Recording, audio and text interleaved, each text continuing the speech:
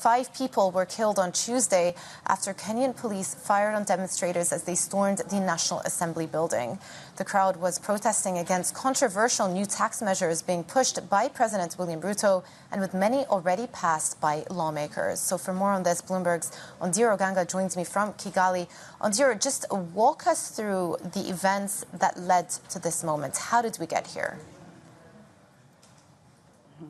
Jumana, this has been a long time coming. In 2023-2024, the government passed the first finance bill that doubled VAT on fuel, introduced a controversial housing levy at 1.5, and increased income tax. Kenyans protested this, but the government, because they had numbers in parliament, they were able to see this bill through. Come 2024-2025, there's a new finance bill that proposes even more taxes, and some of the controversial clauses were taxes on bread, levies on fuel, import tax that was going to affect sanitary towels and diapers. And these rallied Kenyans amongst themselves. These got them really angry because they felt these taxes were going to mop up whatever little liquidity they had left. The government needs these taxes in order to raise revenue, balance their budget, and unlock funding from the IMF. But the people are not on the same page with the government this time around. They lobbied themselves on social media in numbers and hit the streets of Nairobi. Now, while they were out protesting, Parliament was taking a vote on this bill, and it easily sailed through the floor of Parliament because the opposition party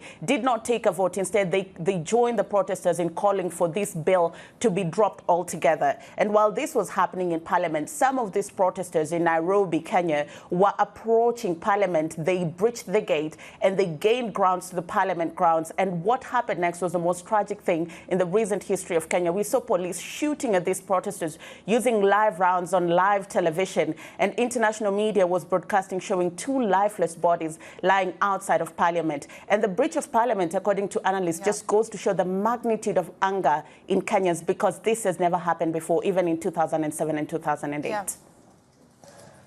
Yeah, pretty shocking images, and we've been showing them now on our screens. IMF, of course, warning that Kenya's debt, 67% of debt GDP, is getting close to distress levels. And so the government has to do something about the state of their deficits. Either they can try to increase revenue, and in this case, that's being met with a lot of protests, or cut spending. What are the government's options from here?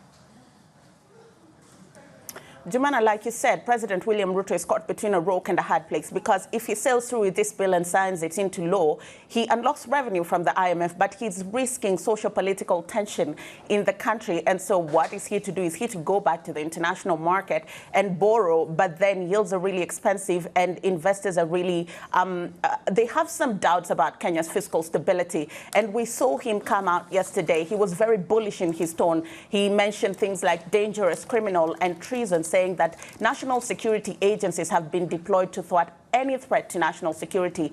On the other hand, President Uhuru Kenyatta was the 4th president of the Republic of Kenya, reminding President William Ruto that power was bestowed to him by the people and there's need for conversation. But these protesters are resolute in their determination to hit the streets over and over again until their grievances are addressed.